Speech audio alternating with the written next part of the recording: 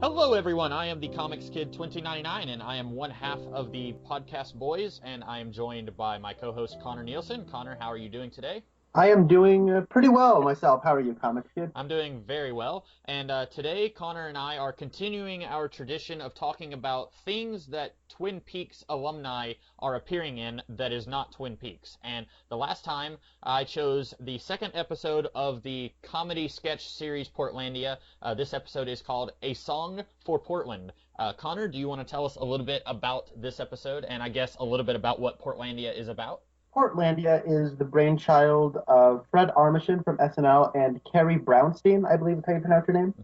Mm-hmm. And it is a sketch comedy show centered around Portland, Oregon. And I think it's interesting that we're talking about this in a Twin Peaks-centric podcast because this does have a pretty similar idea behind it, where it clearly has reverence and is taking a lot of inspiration from Portland culture, but it's also making fun of it in the same way that Twin Peaks is very much a soap opera that's making fun of soap operas. Mm-hmm. So in this episode, the mayor of Portland, Oregon, played by Kyle MacLachlan, he talks with Carrie and Fred, and they decide, he says, hey, why don't you write a song for Portland, Oregon? So they go off and do that. Meanwhile, at the Women and Women First bookstore, Audrey Plaza is trying to find some, is it Aubrey or Audrey? I think Aubrey with a B. Okay. B as in boy. Miss Plaza is looking for books for college. There's also, what else is happening in this episode? I watched this back to back with the first episode. The couple sets loose a dog at that outdoor restaurant. Yes, that is right. There's a couple having lunch outside when they see a dog tied up, and they freak out over it. And I think that's all that really goes on. It jumps back and forth between them trying to write a song.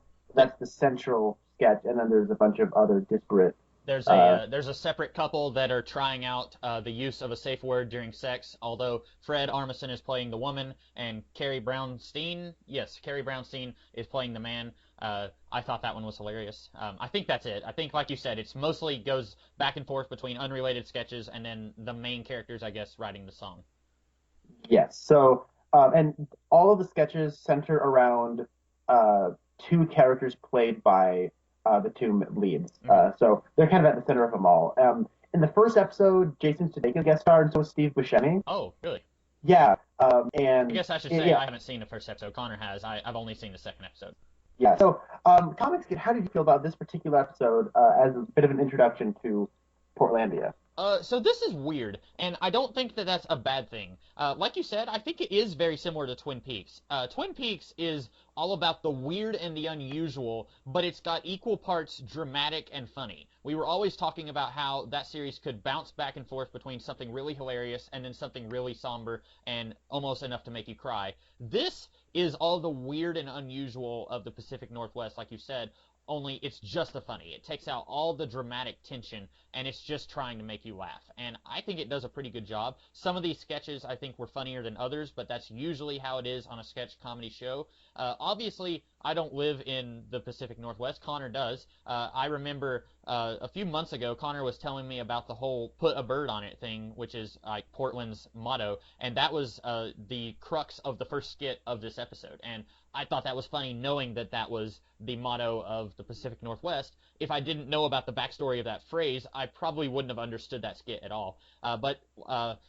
It took me a little while to get used to the idea that this is kind of like Saturday Night Live in that it's a sketch comedy show, and each sketch isn't really connected to the others, but at the same time, there's sort of a through line. Like, you have the mayor, played by Kyle MacLachlan. He meets, I guess, the main Fred and Carrie, and he asks them to write a theme song for Portland. And then later, there's a completely unrelated sketch of Fred Armisen being an obnoxious bike rider, and then he briefly meets the mayor in that sketch. Like, you see, like a 0.5 second look at Kyle MacLachlan also riding his bike. So, like, it's weird because it almost feels like all of these sketches do kind of take place in the same little world, if I can even be that pretentious to use that terminology. But at the same time, they're all separate sketches. And, like, it took me a little while to get used to idea, but by the end of the episode, I was totally on board. I probably will watch more episodes, but at the same time, I have a feeling this is the kind of show where you could jump around, and it's not one that's going to be luring you in to watch more, unless this is really your type of humor. But it doesn't have a whole lot of recurring subplots or characters to bring you back episode after episode, so it would be really easy to stop watching accidentally, even without necessarily despising what you're watching, if that makes any sense. Right. What'd you So what'd you think? I I should probably say that Lorne Michaels is like the one of the executive producers on this. I think he's the creator of Saturday Night Live. Yeah. Saturday Night Live is not something I particularly care for anymore. Okay. I liked SNL when I was like in middle school and early high school, but the older I've gotten, the less and less I've been drawn to it or really like it. Because my big issue with that is every sketch is like 5-ish minutes, Hmm. and every sketch is just one joke. Yeah.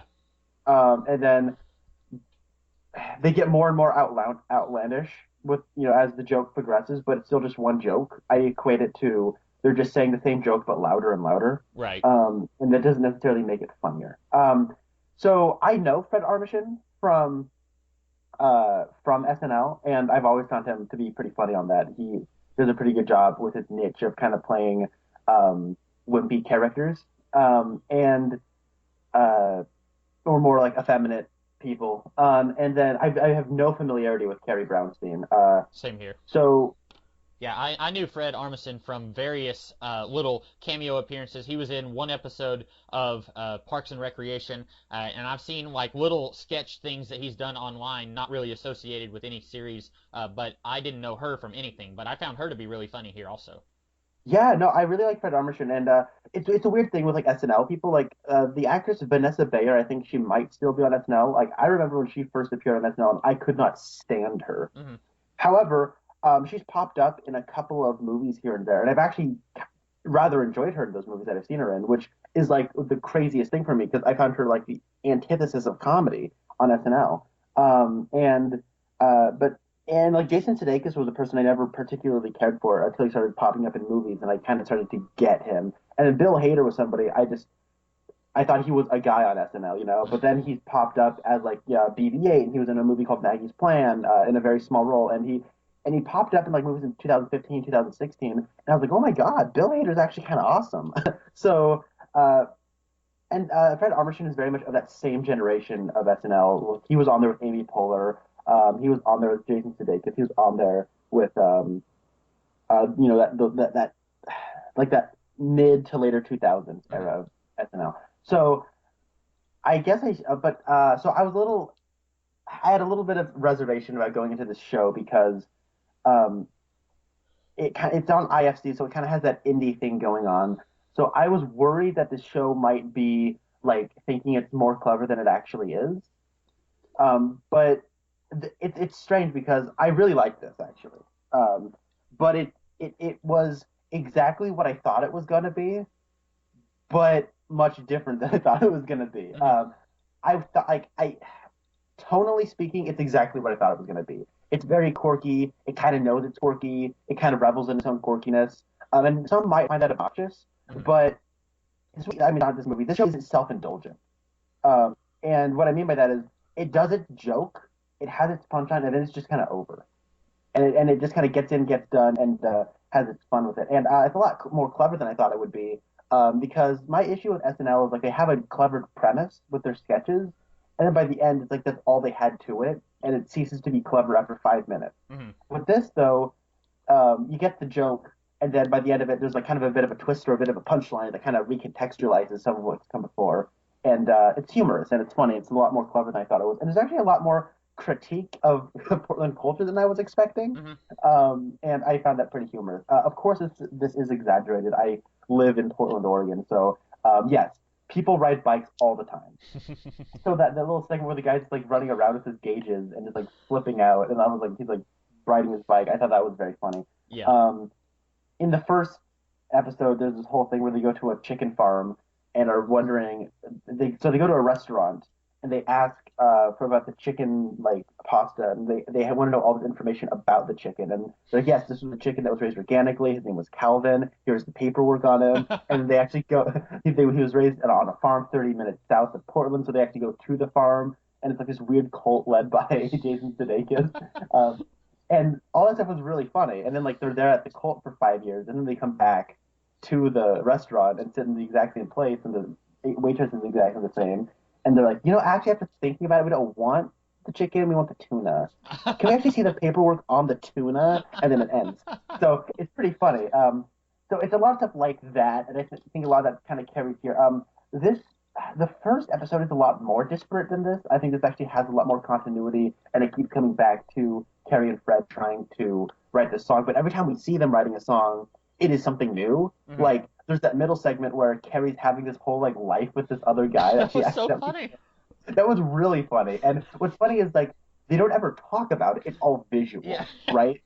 So it adds a whole new component to the joke, and I thought that was really cool. And by the way, Carrie Brownstein, she's really funny. Yeah. My favorite sketch for her was the one where she played the man and he played the woman.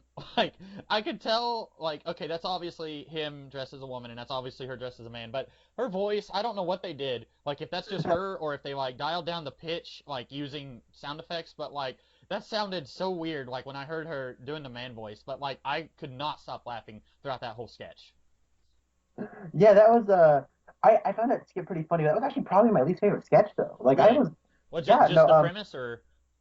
No, not really the premise. It was just kind of like Cocoa. That was Cacao, yeah.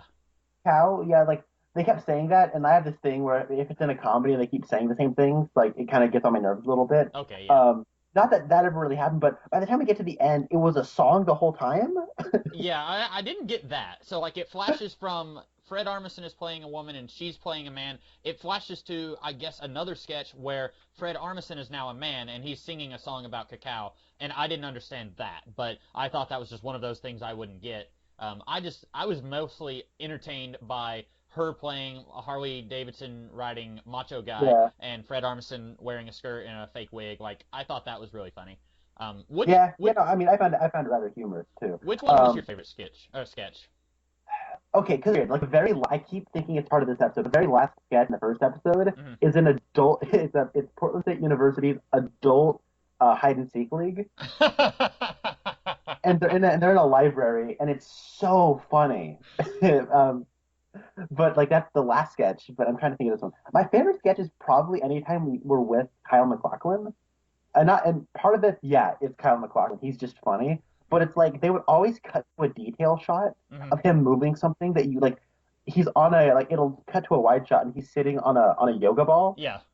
And I'm like, oh, that's funny. And then he'll be sitting perfectly still, and then but you don't see the lower half of him, and then it'll cut to him rocking up and down on his yoga ball. Right. And it just gives these weird visual quirks that they put in, or you have his assistant just kind of pop in. It doesn't have any, or he has a couple of lines and you just peek his head in, and the way they do it, it reminds me of Red Letter Media, the way they do their sketches. Yeah. And I really like that brand of humor because it's a fine line between just being awkward and thinking you're hilarious and just kind of being cynical and just kind of knowing what you are. That's what Red Letter Media is, and this is what skirts the line between the two, and I think it does so in a pretty neat way. I'm sorry, I'm going on a little too long. My favorite sketch is probably the one with Carrie's relationship with this random guy that is never brought up in conversation. What I like so much about that, so for anyone who hasn't seen the episode, she accidentally kills the guy. She's singing into a hairdryer that's been turned on, and he's in the bathtub, making a bubble beard, and she drops it in the tub and kills him.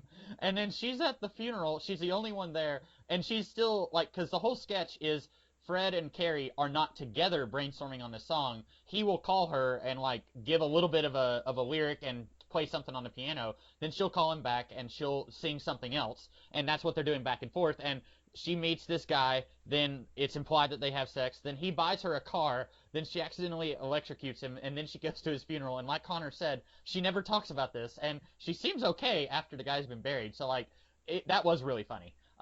For me, I'm trying to think of what my favorite one was. I guess my least favorite was the women's bookstore.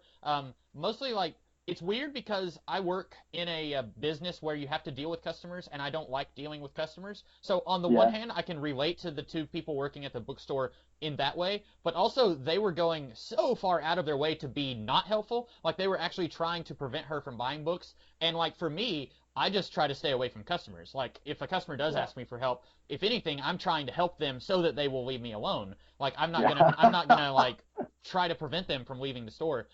So that was probably my least favorite. Although Aubrey Plaza, I think is funny. I liked her in Parks and Recreation. She had some really funny lines there. She didn't get a whole lot to do here. She's just kind of the celebrity cameo who just comes in and it's like, hey, it's Aubrey Plaza. Like that could have been anyone playing that role, but it wasn't a horrible role. My favorite, uh, hmm, I really like the one where they free the dog. I really like the way that one ended. I did Yeah. not see that coming. And, No, that I didn't see that. That was really funny, uh, and I like the callback to it later. yes, yes. So that's another bit of continuity. When they go back to the mayor's office to show him the song, and he's talking to that guy on the phone, and he says, "Oh, so Tucker's been found. Everything's okay." And like I didn't see that coming either, and I thought that was great. I thought it's really funny though that like the mayor is concerned about a lost dog. Yeah, yeah.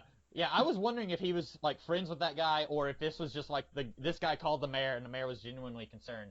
I really like Kyle MacLachlan here, and I really just want to see someone do like a 30-minute supercut of all of his scenes from this show, because he's really funny here, but he doesn't have a whole lot to do. He's only in two scenes, and it amounts to less than 10 minutes of the episode. But that's kind of the problem that you have when you don't necessarily have continuity and recurring characters and you have a sketch show. I keep wanting to combine sketch and skit. When you have a sketch show, you have Kyle MacLachlan. He'll show up in a sketch, and then you can't really utilize him as much as you could. Like when we talked about How I Met Your Mother, they were able to utilize him a lot more there. Even though I think maybe he's funnier here than he was there.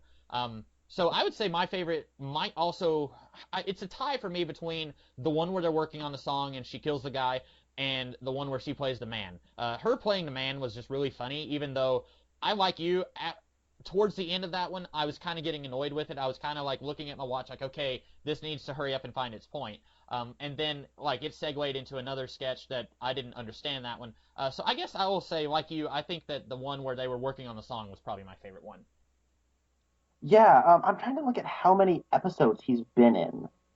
I looked Uh, him up earlier. It was like 12 to 15 or something like that. It wasn't a whole lot, but I don't think there's a whole lot of episodes per season, are there? I don't know. It's 19. He's been in 19 episodes, so I guess he's a recurring character. Yeah.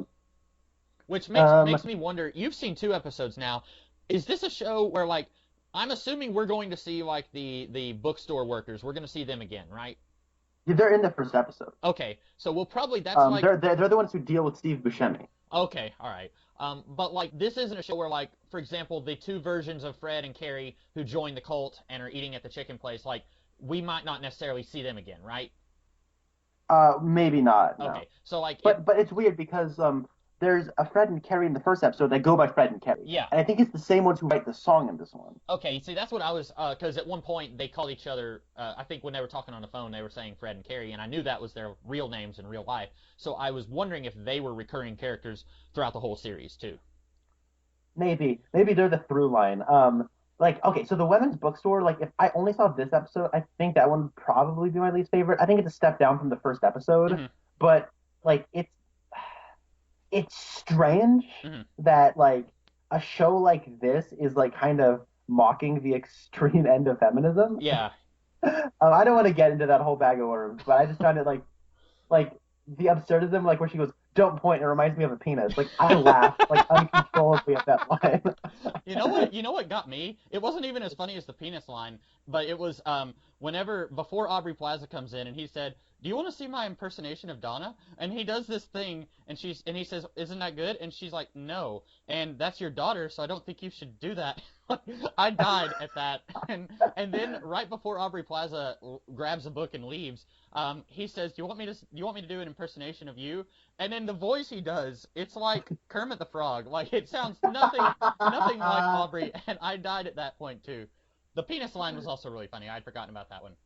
Yeah, that's the thing. Like that one, it kind of goes on a little while. I think like, but it has those momentary like flashes of like this really really funny. Hmm.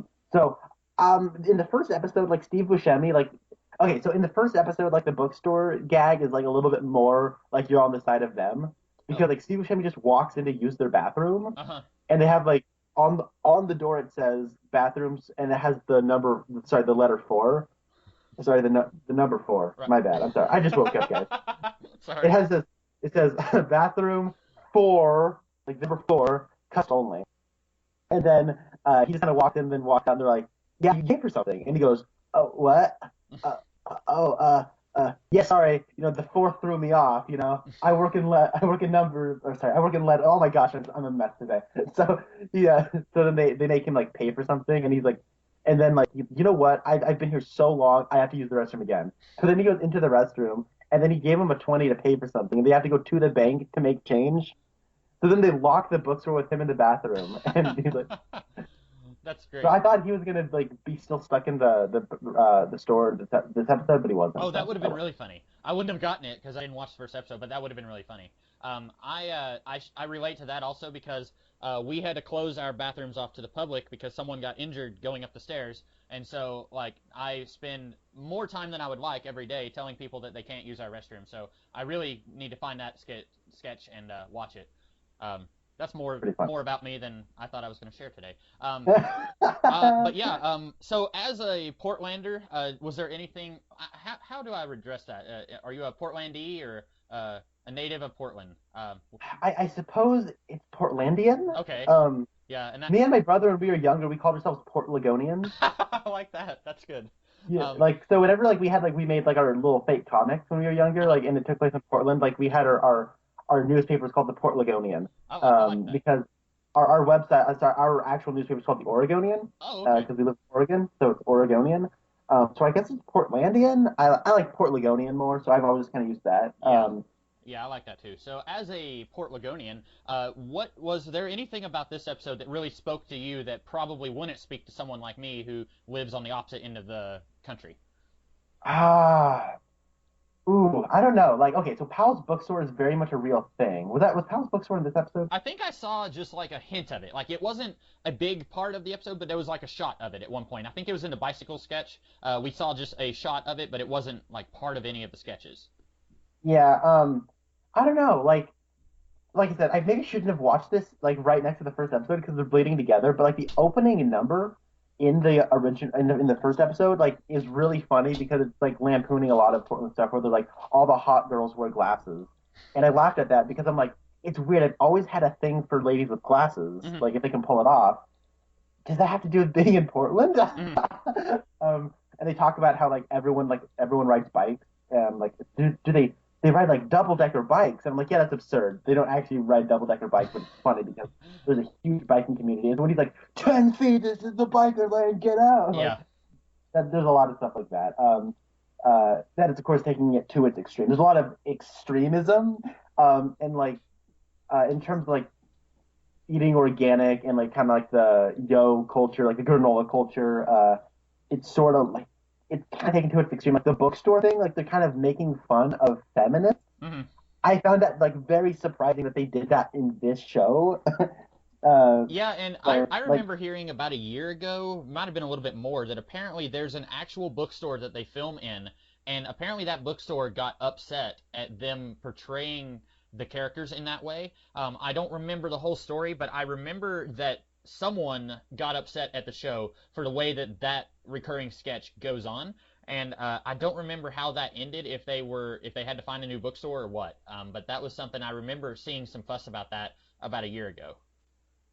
and that's just I don't know. Like that I don't know. I think like as someone who lives here, it's like yeah, they're making fun of everyone who lives here. You know what I mean? Like Right. it's an exaggeration. You know what I mean? Mm. But they clearly wouldn't do it, and they wouldn't put on the costumes. They're not. It's not malice intent. Like they're poking fun at you, but at the same time, like there's a clear reverence for people who own their own bookstores and stuff. I don't know. Mhm. Yeah, Like the first episode, like you're entirely on the side of the people who are running the bookstore, and in this sketch, you're entirely on the side of the customer. yeah.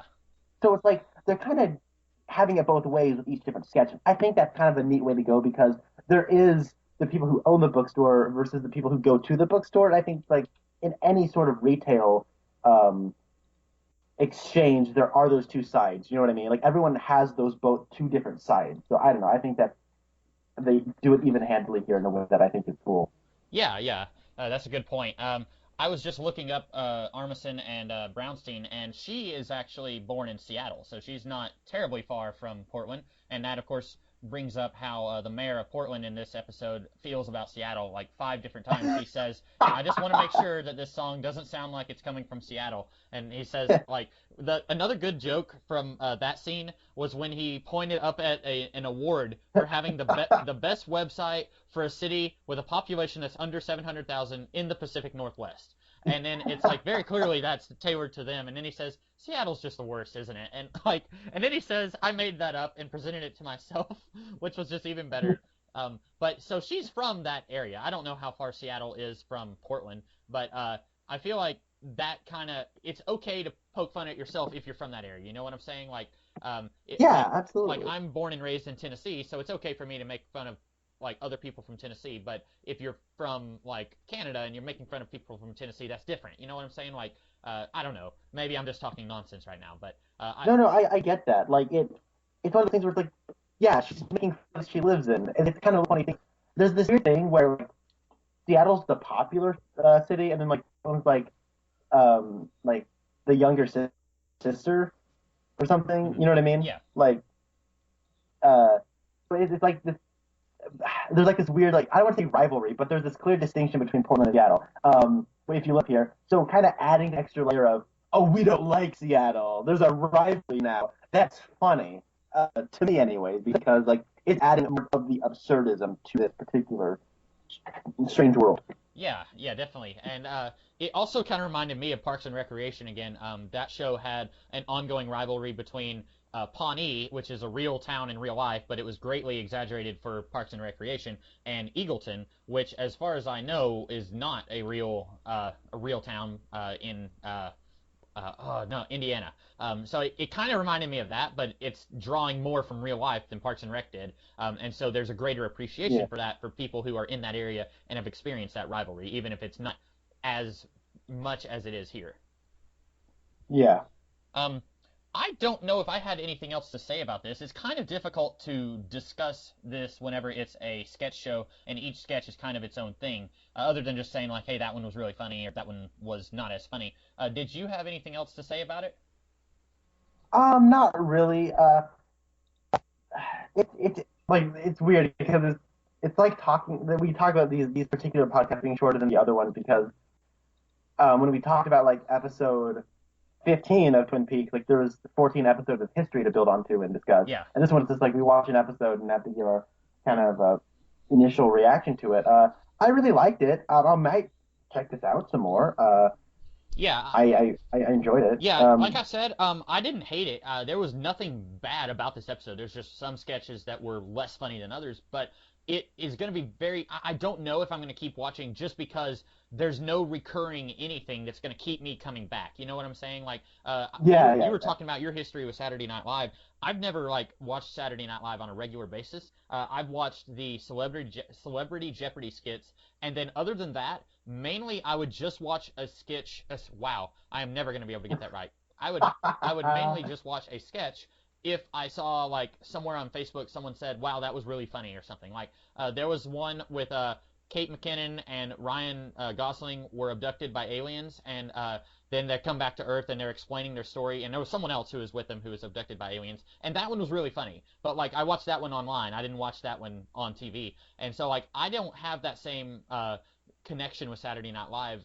And that's another one that doesn't really like they'll have recurring sketches like Pam or whatever from the 70s, but like they may not necessarily have a continuity of sketches. Like this actually has more of a continuity between episodes than it does with Saturday Night Live. So I might watch more, but I'm not sure if I will. Yeah, yeah. I'm like, kind of in the same boat as you. Like if it's if I got nothing to watch and I got like 22 minutes to kill, I could do worse than this. Right, definitely, yeah. It's not bad television. Like it's very quirky. It's very intelligent. Like it's not lowbrow humor. I don't think. I think everything here is pretty. I don't want to say highbrow or highfalutin or anything like that, but it's definitely not lowest common denominator humor that I could find on half a dozen other laugh track sitcoms.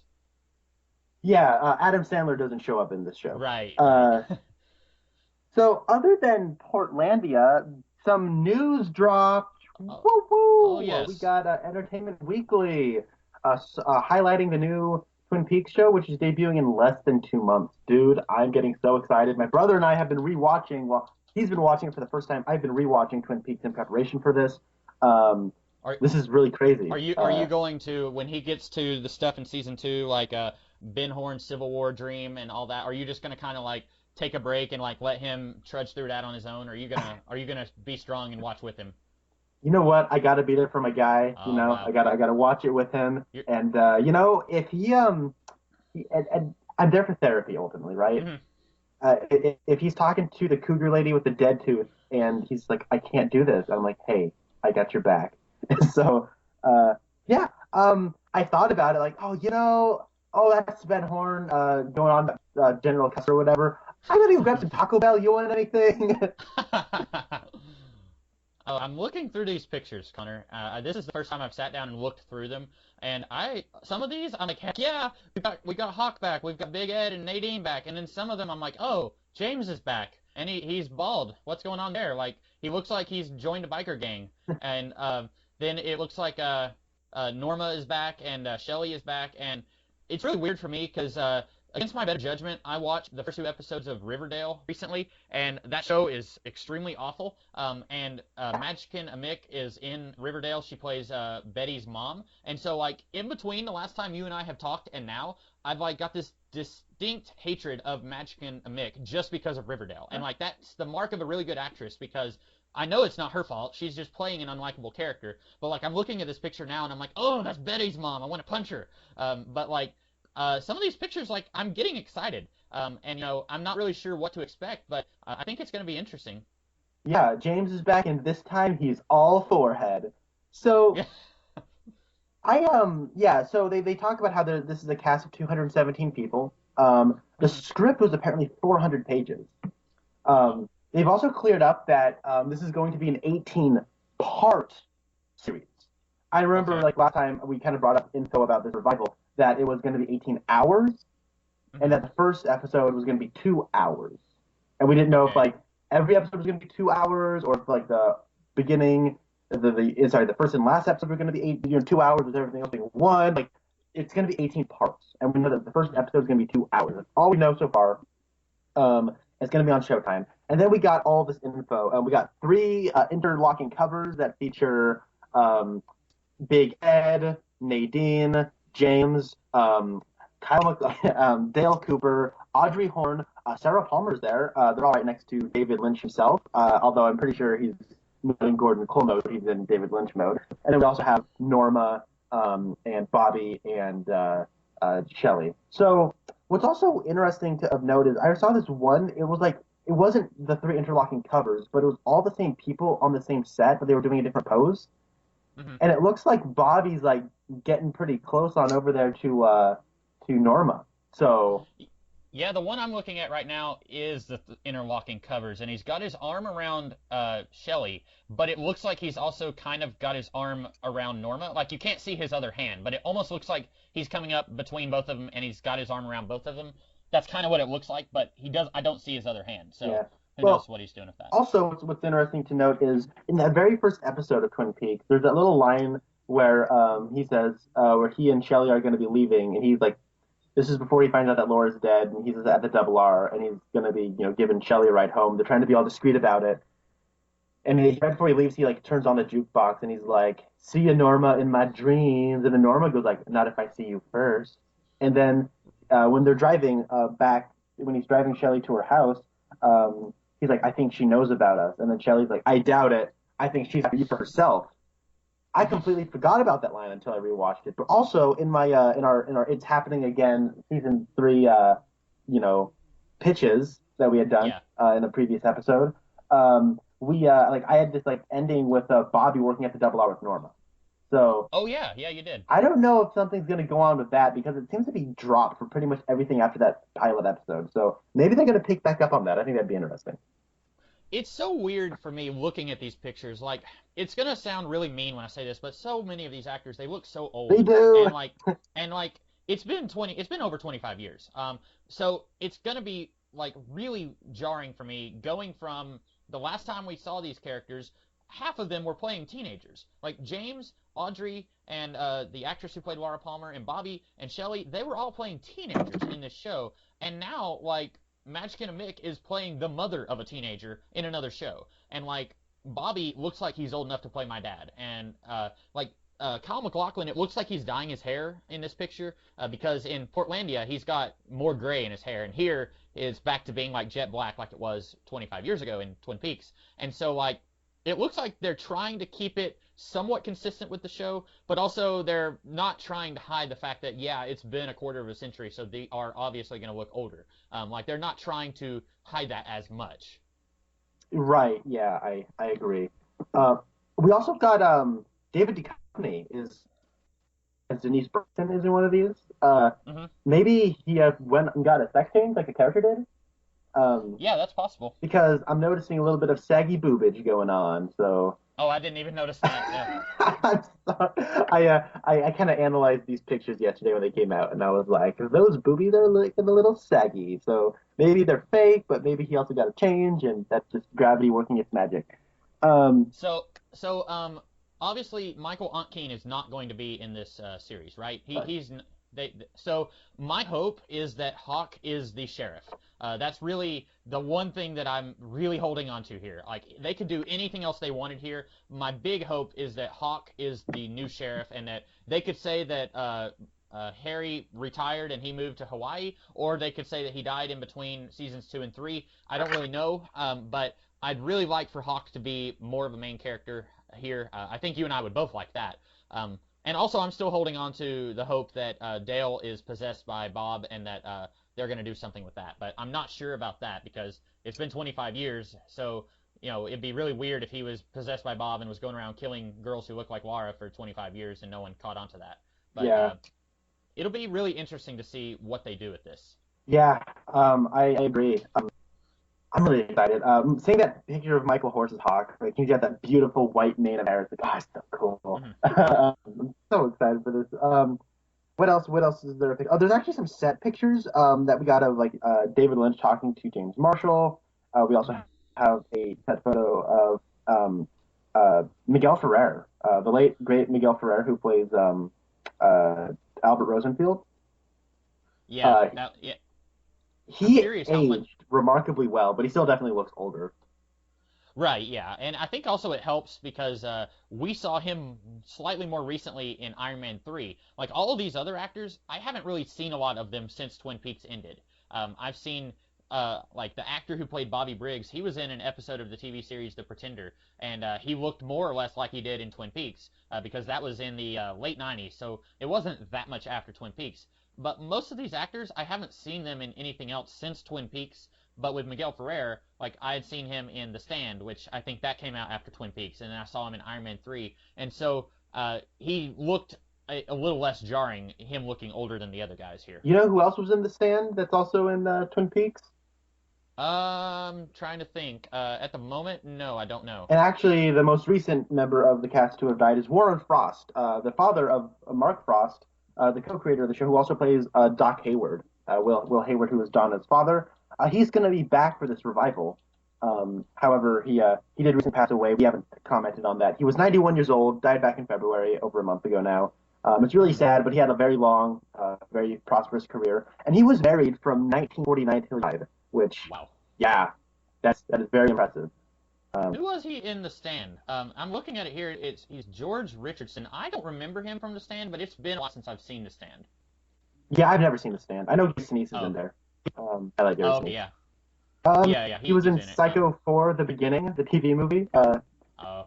Market quality there. I'm sorry, Warren Frost. Yeah, I really like Warren Frost. Rewatching the show now, I really, really dig his performance. I think he's really good, and I think I'm really excited to see what he does in this revival because he was really old, and yeah.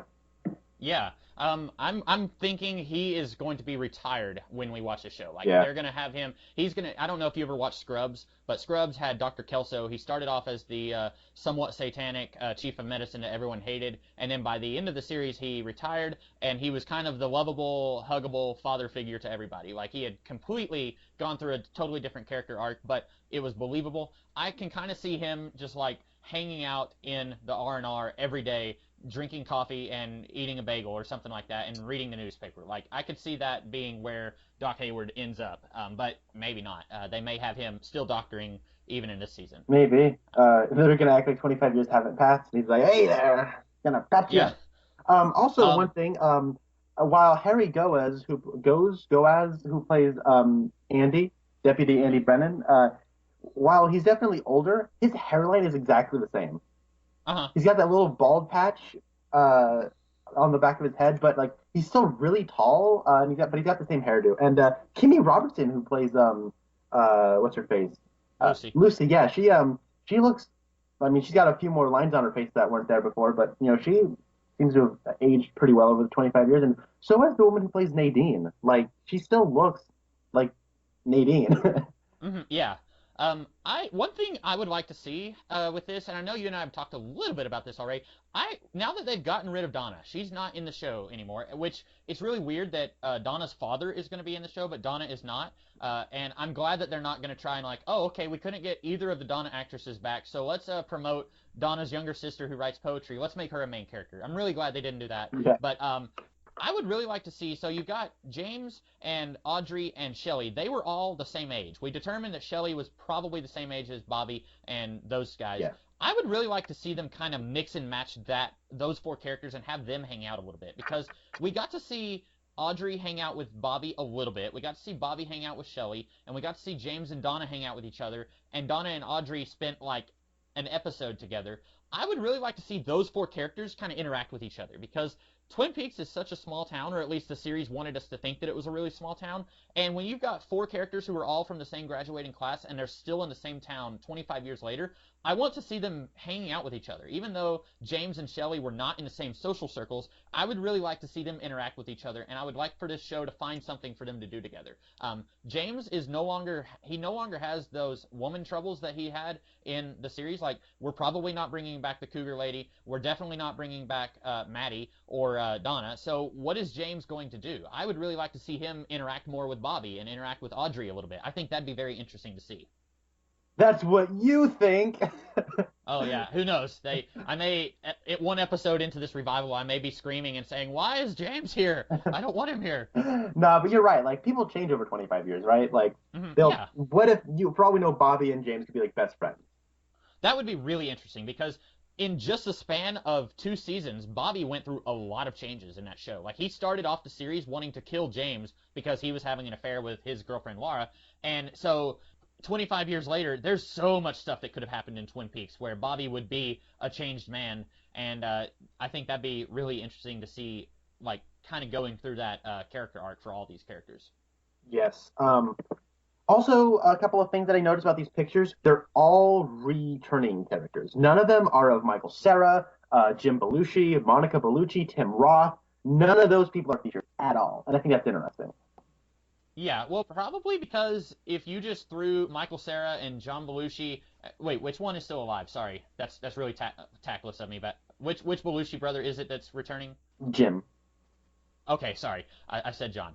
If you threw Jim Belushi and Michael Cera and Tim Roth on the cover, you wouldn't inherently say, "Hey, look, Twin Peaks." Even though it says Twin Peaks right here on the cover of Entertainment Weekly, if you put those three actors on there, people who watched the show 25 years ago, they would see this and they would say, "Who are these guys? They weren't in Twin Peaks." Or they Like, probably think it was I a think remake or something. yeah, they would. Because And it'd be Lord like, knows we wait, have plenty of those. oh yeah, yeah. Like that. Oh, that'd be a nightmare if they tried to just remake the show. Like, how would they do it differently? Like, who killed Laura Palmer this time? It was Agent Cooper. This time we have You know. smartphones. Oh no! I used my smartphone and took a picture of this ghost in my bedroom. He looks like a crazy lumberjack or something. There was But video yeah. evidence of Laura Palmer's death, but it was on Snapchat, so now we can't get it. Woo! But yeah, and you and I had both kind of theorized that Michael Cera is either going to be a young rookie FBI agent who comes to town, or he's going to be Lucy and Andy's I'm doubling baby. down on And that. then yeah, I've seen other people suggest that he's going to be Lucy and Andy's baby. Like I've seen more than a few people suggest that. So that seems to be the popular theory right now, and I think that'd be very funny to see. Especially like if he acts like a combination of Lucy and Andy, that'd be really weird but funny. Any other observations or things you wanted to say regarding this? No, I don't have anything else about this. I'm more excited than I was. I think you have been more excited for this whole time than I have been. This is a show that I was definitely going to watch it, but I was probably going to wait until it came on Netflix to watch it. But now, since we're doing the podcast, I'll be watching it episode by episode. But I think you've been more excited for it this whole time than I have. Seeing these pictures has got me more excited, but I'm also still holding some reservations because I'm looking at it, I'm thinking these guys are older. I don't know if they're going to be able to recapture lightning in a bottle a second time. And, some of them, like, I just don't know if they're going to have the energy to do what they did, 25 years ago. Like, is Nadine going to be able to capture that same energetic vibe that she had whenever she was playing a teenager in season 2? And now she's, in her 70s. Like, that's going to be really interesting to see. You're But right. I'm down to see it. Now, like, I have been more excited about this, but if you remember, like, when we talked about Fire Walk with Me, I got the ending I needed. As far as Yeah, I'm that's concerned, right. all Yeah. of this is just like addition. And if they do provide like a definitive ending here, awesome. I will just add it as I will redact my statement. But as of right now, I'm content with Fire Walk with Me as as an ending and as a really neat way to circularly create the Twin Peaks. Like you watch the show, then Hmm. you watch the movie, and it's a prequel, but it's also an epilogue, and that creates a lot of incentive to go back and revisit the beginning stuff, and then you watch through it all again, and then it loops back around and it loops back around.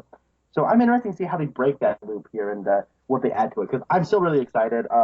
Yeah, I'm still gonna check it out. I'm really excited to talk about this with you. This is Hmm. as much of an event for a TV show that I can recall. I know there was like a big event for the X Files revival, but I just don't care about the X Files, so I didn't watch it. And you are better for it, sir. I was roped into thinking that that revival was going to be awesome, and I ended up liking, I think, one episode of that 6 episode revival. And I've lost a year of my life watching 10 years of The X Files. I can't imagine anyone who actually wasted 10 years of their life watching that whole show. But yeah, that's I hope that this is at least better than The X Files revival. This is and this is going to be interesting because with Twin Peaks, there was a point where you had not seen about half of season 2. I had seen the whole series before you and I started talking about it, but then there was a lot of stuff that I had forgotten or my opinion changed as we were watching through it together. And this will be different because you and I have no idea where this is going. This is something that you and I will both be virgins going into new territory here, if you'll pardon that very awful metaphor. We have no idea where this show is going. Like, at least when we were doing the podcast boys for the actual show, I had seen the movie, I had seen the season 2 finale, so I at least knew where we were going to end up. Here, neither one of us knows. So unless there's a plot leak that happens 3 episodes in, neither one of us is going to know where this is going. So it's going to be very interesting trying to predict that and trying to watch it go along to that point. Right, yeah. This is a lot of this is going to be speculatory on our point moving forward. So Hmm. it's interesting because like this thing is like I pick up on a lot of stuff going back, right? And we have a lot Hmm. of anticipation and a lot of expectations and stuff. So we might be disappointed and like be kind of dismissive of this on our first viewing, but maybe over time we'll learn to appreciate it. You know what I mean? Like, Right. there's it's gonna be weird because like what I noticed, I just finished watching actually season one last night. So when you finish watching season one, there's a lot of momentum and a lot of like it's built up a lot of momentum over that first season. Like the Hmm. first 3 or 4 episodes is really there kind of establishing everyone in the relationship and like but episodes 5, 6, 7, 8, like, it's a continuous like it is building and building. And then when you get to um the beginning of season two, it slows back down again. And as far as the people making it are concerned, it's the start of season two. But as the viewer, there was so much like momentum going out of season one that you just expected to carry into season two, but that's not the way it was. So maybe a Right. similar thing's going to happen now, and I think this might be a little bit more natural to have a slower start because it's been so long and we need to reacquaint ourselves with everything. So I don't know. Hmm. Another thing I'm thinking of is looking at these three interlocking covers. I'm thinking that these are going to be our main characters because we knew there was a whole bunch of other actors who would be returning, like the Norm, no, Bray. I cannot think of his name. The guy who played Ben Horn. Richard It's going to come to Bamer. me and Bamer. I knew there was a Bay in there. I don't know why I was thinking of Norm Brayfogle, who is a Batman artist, but Richard Bamer will be playing Ben Horn for at least one episode. That's how much he was credited for last time I looked. I'm thinking this is going to be kind of like Heroes Reborn, where you're going to have some of the old cast, but they're not going to be playing big parts. But I think that these characters on the covers, they are going to be very major characters. And then you'll have newer actors coming in who were not in the show. Like Michael Cera will be there, but he's probably not going to be a major character, or at least he won't have more screen time than any of these characters on the covers. But like, I don't think that Richard Bamer will be more than just a cameo, or like he may show up in one episode, kind of like I don't know if you're a very big Star Trek fan, but like you had the original Star Trek series in the 60s, and then you had like 5 movies that came out, and then you had the Next Generation, which started on TV, and in the first episode of that series you had a really old DeForest Kelly, who was reprising his role as Dr. McCoy, and he comes in basically to pass the baton to this new cast. And I'm thinking that's kind of going to be what's going to happen with actors like Warren Frost and Richard Bamer. They'll be there just for a little bit, and then they're not going to be there for the rest of the series. That's what I'm thinking. Yeah, that's interesting. That's an interesting speculation. Good theory. Well, I had something in mind, but I guess I kind of forgot. Yeah, I'm excited. I don't know if I have very much else to say.